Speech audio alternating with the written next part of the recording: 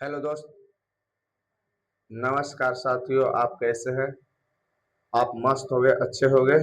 आज हम class ninth का बायोलॉजी का चैप्टर नंबर 2 जो कि ऊतक दिया गया है, आज उसके बारे में इस वीडियो में पढ़ेंगे। और मैं उससे पहले यह कहना चाहता हूं कि अगर वीडियो अच्छा लगता है तो चैनल को सब्सक्राइब करिए और दोस्तों के पास शेयर करिए। आज हम क्लास नाइन्थ का बायोलॉजी का चैप्टर नंबर 2 जो कि ऊतक दिया गया है, ऊतक को इंग्लिश में टिश्यू कहते हैं। टिश्यू के बारे में आज इस चैप्टर में पढ़ने वाले हैं। चलिए आज हम वीडियो को स्टार्ट करते हैं। स्टार्ट करने से मेरा एक रिक्वेस्ट है कि अगर आप लोग चैनल पर नए आए हैं तो चैनल को सब्सक्राइब करिए और दोस्तों के पास शेयर करिए कि जो कि जितना भी क्लास नाइन्थ का स्टूडेंट है या भाई और बहनों हैं उससे इस वीडियो से पढ़ सके। चलिए हम वीडियो को स्टार्ट करते हैं। तो सबसे पहला जो चैप्टर दिया गया है ऊतक के बारे में दिया गया है। आज हम जानेंगे कि ऊतक क्या होता है। ऊतक मेरे साथियों, ऊतक एक प्रकार के अंग है, ऑर्गन है। क्या है? ऑर्गन है। ऊतक एक प्रकार का ऑर्गन है। ऑर्गन है जैसे मान लीजिए सेल। सेल का मतलब होता है कोशिका। सेल का मतलब क्या होता है? कोशिका। उसी तरह से सेल यानी कोशिका से मिलकर बना है ऊतक।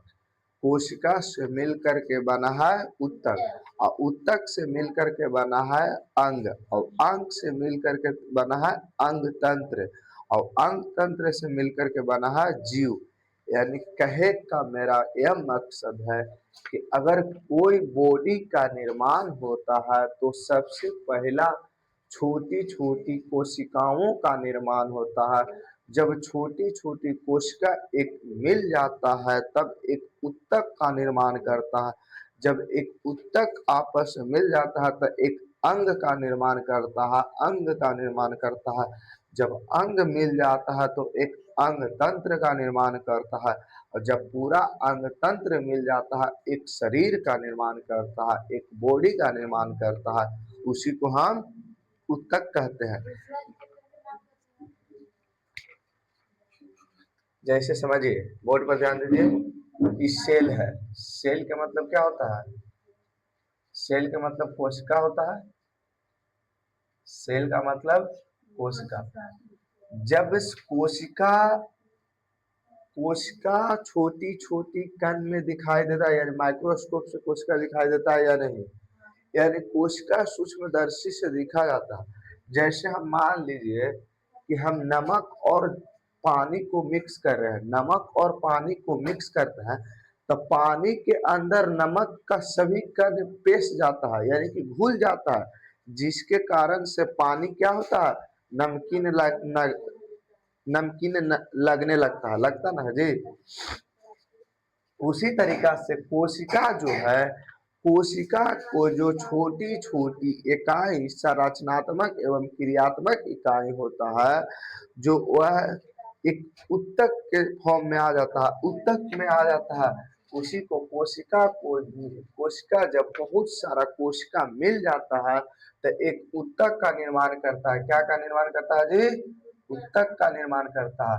जब ऊतक आपस में मिल जाता है, जब कोशिका प्लस ऊतक आपस में मिल जाता है, अल्लाह नहीं, जब कोशिका और ऊतक आपस में मिल जाता है तो एक अंग का निर्माण करता है। क्या? अंग का निर्माण करता है। अंग का निर्माण करता है। अंग का निर्माण करता है। और जब कोशिका प्लस ऊतक प्लस अंग तीनों अगर मिल जाता है तो एक अंग तंत्र का निर्माण करता है। क्या का निर्माण करता है? अंग तंत्र का निर्माण करता है। अंग तंत्र का निर्माण करता है। और जब कोशिका ऊतक और अंग तंत्र चारों आपस में मिल जाता है तो एक शरीर का निर्माण करता है जिसे हम जीव कहते हैं, जिसे हम जीव कहते हैं। जैसे फॉर एग्जाम्पल, जब हम जल में पानी में नमक को मिक्स करते हैं तो जब उसको अच्छी तरह से घोल देते हैं तो देखते हैं कि जब पानी के अंदर में जो नमक का कण रहता है, छोटे छोटे कण रहता है, और वह पानी के अंदर मिक्स हो जाता है कि नहीं। जब जल के साथ पानी का रिएक्शन करवाते हैं, जब जल के साथ नमक का रिएक्शन करवाते हैं तो जो नमक का कण रहता है वह पानी के कण से मिल जाता है कि नहीं मिलता है, जिसके कारण से नमक जो है पानी में मिलने के वजह से नमक पानी जो है नमकीन लगने लगता है कि नहीं। उसी तरीका से जब कोशिका और ऊतक और अंग तंत्र चारों आपस में मिल जाता है तो एक शरीर का निर्माण करता है। क्या का निर्माण करता है जी? शरीर का निर्माण करता है। उसी को हम ऊतक कहते हैं। क्या कहते हैं? ऊतक कहते हैं। तो अब डिफिनेशन लिखिए, ऊतक क्या होता है? व्हाट इज द ऊतक यानी टिश्यू। ऊतक क्या होता है? तो ऊतक जब समान आकार, संरचना और कार्य करने वाली कोशिकाओं एक समूह में मिलकर काम करते हैं तो उस समूह को ऊतक कहते हैं। ऊतक देखिए, समान आकार, समान संरचना और कार्य करने वाली कोशिकाओं का एक समूह मिलकर काम करती है तो उस समूह को ऊतक कहा जाता है। जब समान आकार, जब समान आकार और संरचना और कार्य करने वाली कोशिकाएं एक समूह में मिलकर काम करती है तो उस समूह को ऊतक कहा जाता है। फॉर एग्जाम्पल समझिए, अगर कोई काम, एक व्यक्ति काम कर रहा है 2 घंटे में, ये जो अकेले काम कर रहा है, किसी काम को कर रहा है अकेले 1 घंटा में, अगर वही पास 4 लड़का को ला दिया जाए तो वह काम ज्यादा समय में होगा कि कम समय में? कम समय में होगा ना। क्यों होगा? क्योंकि जनसंख्या बढ़ गया, जनसंख्या यानी कि लड़कों की संख्या बढ़ गया, जिसके वजह से वह काम ज्यादा होगा और ज्यादा होगा तो वह जल्दी से काम निपट जाएगा। निपटेगा कि नहीं?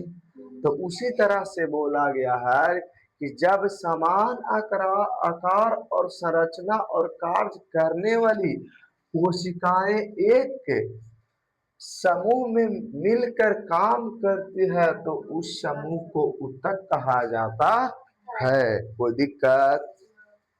अब आगे आइए, ऊतक कितना प्रकार के होता है जी? तो ऊतक 2 प्रकार के होता है। एक पहला ऊतक होता है पादप ऊतक। पादप किसको बोला जाता है?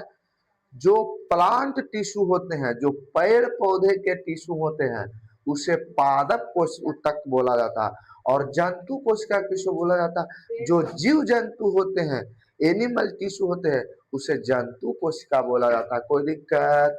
तो लिखिएगा कि ऊतक 2 प्रकार के होते हैं। अब यहाँ से समझिएगा कि ऊतक 2 प्रकार के होता है। कौन कौन होता है? तो पहला पादप ऊतक और दूसरा जंतु ऊतक। ऊतक कितना प्रकार के? 2 प्रकार के। पहला जंतु, जो दूसरा है वह जंतु ऊतक और पहला पादप ऊतक। अब प्लांट टिश्यू को भी विभाजित किया गया है। प्लांट टिश्यू कितना प्रकार के होता है जी? तो प्लांट टिश्यू भी 2 प्रकार के होता है। एगो विभोजक ऊतक, एगो अस्थायी ऊतक। कितना प्रकार के? 2 प्रकार के। एगो पहला होगा कोची, सबको हम डिवाइड कर दिए, ठीक ना? छापिए, आइए बोर्ड पर ध्यान दीजिए। देखिए, ऊतक 2 प्रकार के होते हैं। कितना प्रकार के जी? 2 प्रकार के। पहला पादप ऊतक, पहला पादप ऊतक, दूसरा जंतु ऊतक यानी एनिमल टिश्यू। पादप ऊतक भी 2 प्रकार के होते हैं। कितना प्रकार के? 2 प्रकार के। पादप ऊतक कितना प्रकार के? 2 प्रकार के। पहला विभाज्योतक और दूसरा अस्थायी ऊतक। पहला होगा विभाज्योतक ऊतक और दूसरा अस्थायी ऊतक। अविभाज्योतक उत्तक भी तीन प्रकार के होते हैं। कितना प्रकार के? तीन प्रकार के। पहला शीर्ष अस्त विभाज्य उत्तक, शीर्ष अस्त विभाज्य उत्तक, और दूसरा सर्व विभाज्य उत्तक, और तीसरा जो है अंतवर्षीय विभाज्य उत्तक। और अस्थायी उत्तक पुनः दो प्रकार, तीन प्रकार के होते हैं। एक जटिल उत्तक होते हैं, और दूसरा जाइलम, और तीसरा फ्लोएम। पहला जटिल उत्तक, दूसरा जाइलम और फ्लोएम, दूसरा जाइलम और फ्लोएम। और सरल अस्थायी उत्तक भी पुनः तीन प्रकार के होते हैं। कितना प्रकार के? तीन प्रकार के। एगो मृद उत्तक, एगो अस्तलुकोन, एगो दृढ़ उत्तक। कोई दिक्कत? अब इन सभी के डिफिनेशन से समझेंगे कि ये सब क्या होता है। ठीक ना? तो साफ करें इसको।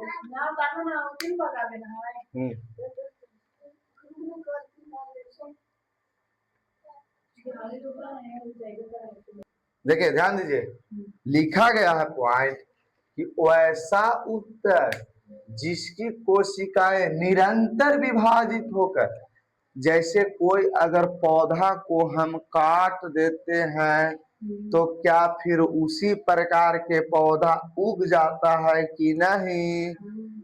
निकलता है ना उसी प्रकार के पौधा। तो क्या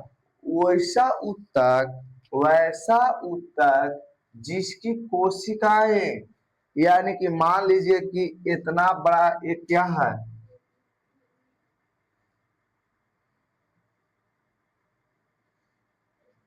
एक पौधा है। क्या है?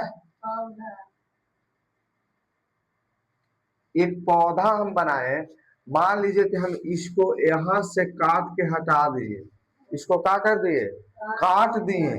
अगर इस पौधा को हम काट के हटा दिए तब फिर इसी जो जड़ बच गया, तो इस जड़ बच गया तो जड़ तो ना कबरा, तो कोशिका तो नहीं मरा, कोशिका ना मरा। यानी पौधा को हम क्या किए? आधा से काट दिए। जब काटे हुए जो अंदर की कोशिकाएं बची, जो जिस भाग को काट कर निकाल दिए, और जो काटे हुए अंदर की कोशिकाएं बची, उसी वही लिखा गया कि विभाजित होकर पौधों की लंबाई एवं मोटाई को वृद्धि करती है। अगर मान लीजिए कि ये पौधा था, इसको हम काट दिए, काटने के बाद जो पेड़ के अंदर की भाग, जो अंदर की कोशिकाएं बची, उस कोशिका में विभाजन होने लगा। क्या होने लगा? विभाजन होने लगा। निरंतर विभाजन होने की वजह से पेड़ की लंबाई बढ़ने लगी और मोटाई में वृद्धि होने लगी। मान लीजिए कि इस पेड़ को हम काट दिए, तो देखते हैं कि कुछ दिनों के बाद यहाँ से पौधा उगने लगती है। उगती है कि नहीं? उगती है ना। यानी कि तो कहते हैं कि देखिए नया पौधा जम गया, उसी में नया पौधा फिर से जम गया। तो वही उसका जो कोशिका बच गया था, उसी कोशिका विभाजन कर लिया। क्या किया? विभाजन करके वह नई पौध, यानी कि नई कोशिका का निर्माण किया और पौधों को लंबाई और मोटाई में वृद्धि किया। उसी को हम विभाज्योतक कहलाते हैं। उसी को हम विभाज्योतक कहते हैं। कोई दिक्कत है ना? किसी प्रकार के कोई दिक्कत? आगे लिखा गया है विभाज्योतक की विशेषताएं, यानी उसका विशेषता क्या है। अगर कोई इंसान है तो उसके अंदर क्या गुण है, क्या लक्षण है, उसका लक्षण गुण कौन जानता है? वो अपने आप न जानेगा, उसका कोई दूसरा को जानेगा ना। कोई दूसरा कोई अगर उसके साथ जो रहेगा, घूमेगा, वही न जानेगा कि इसको व्यवहार कैसा है। तो उसी प्रकार से जो विभाज्य उत्तक है उसका विशेषताएं क्या है, लिखेगा। समझिए, विभाज्योतक की विशेषताएं, पहला पॉइंट लिखा गया है इस ऊतक की कोशिकाएं गोलाकार, अंडाकार और बहुभुजाकार होती है। किसका? विभाज्य ऊतक की विशेषता जो है वो इस ऊतक की जो विभाज्य ऊतक की जो ऊतक है इसकी कोशिकाएं गोलाकार, अंडाकार और बहुभुजाकार होती है। कोई दिक्कत नहीं ना? आगे लिखा गया है इस ऊतक की कोशिकाएं व्यवस्थित होती है। क्या होती है? व्यवस्थित होती है। इसी कारण इनके बीच बीच नगण्य होती है। नगण्य का मतलब नजदीक होती है, ठीक ना? कोशिका नजदीक होती है। नगण्य के मतलब व्यवस्थित ढंग से तो वो रहवे करती है, व्यवस्थित व्यवस्थित ढंग से के साथ साथ वह नगण्य होती है, यानी कि कोशिका नजदीक नजदीक होती है, ठीक ना? जैसे मान लीजिए कि ये नहीं, देखिए जैसे ये पेड़ है,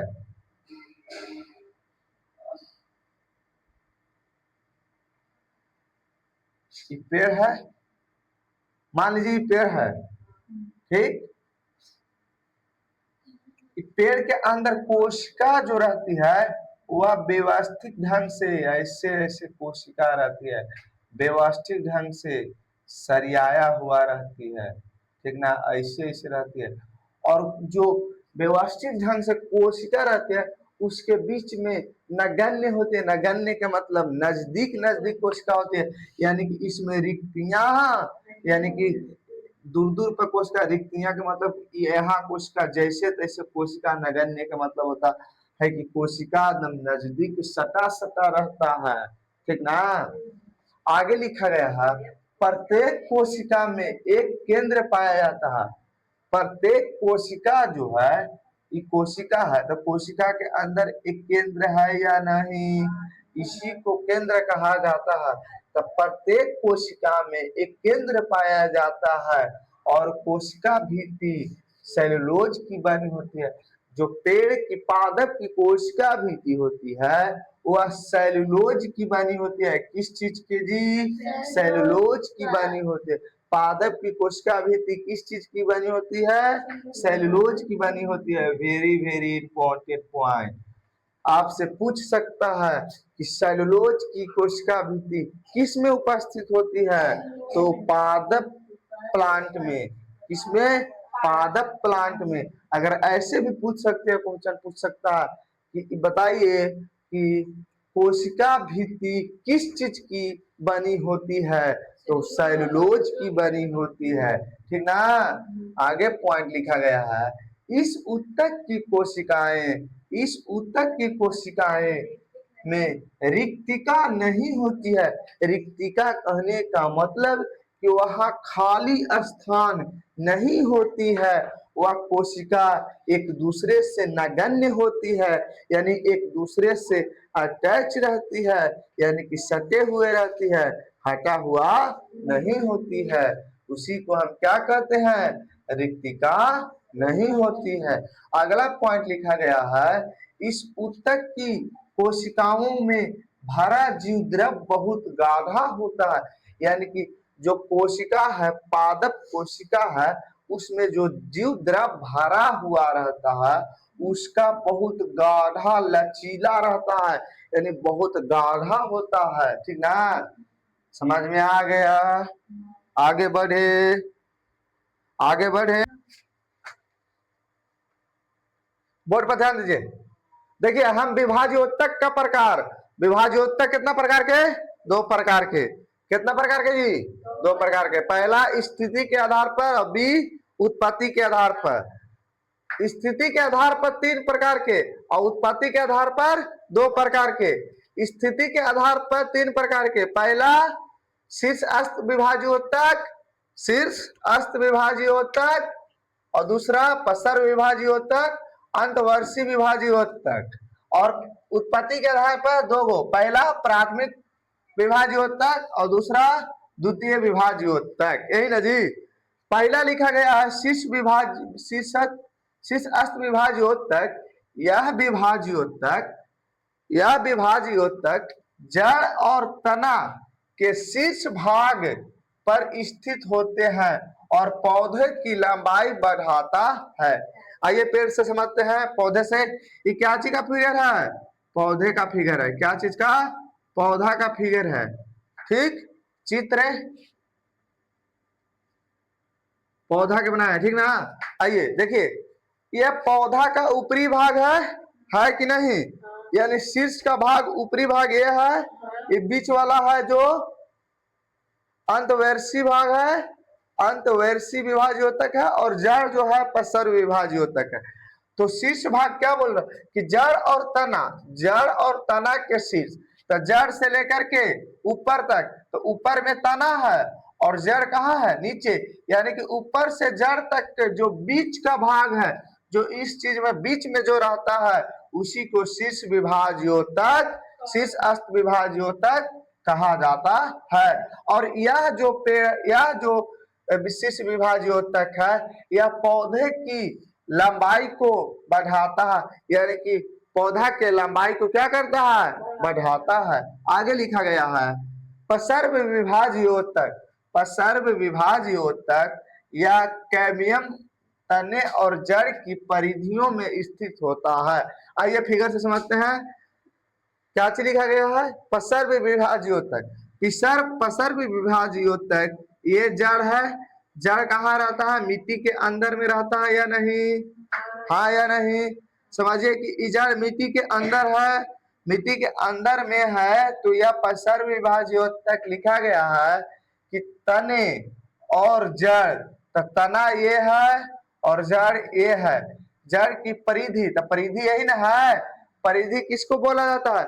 जो नीचे जिस चीज पर कोई वस्तु टिका हुआ रहता है, उसी को हम परिधि कहते हैं।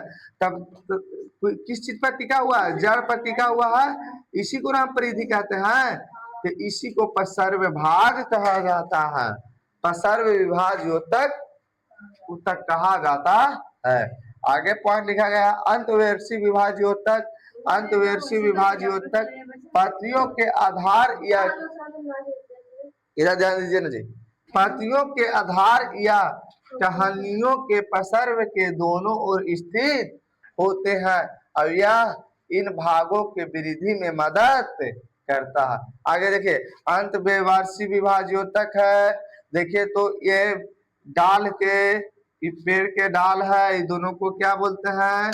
पेड़ के कंछी जो फेंकले रहता है उसको डाल बोलते हैं।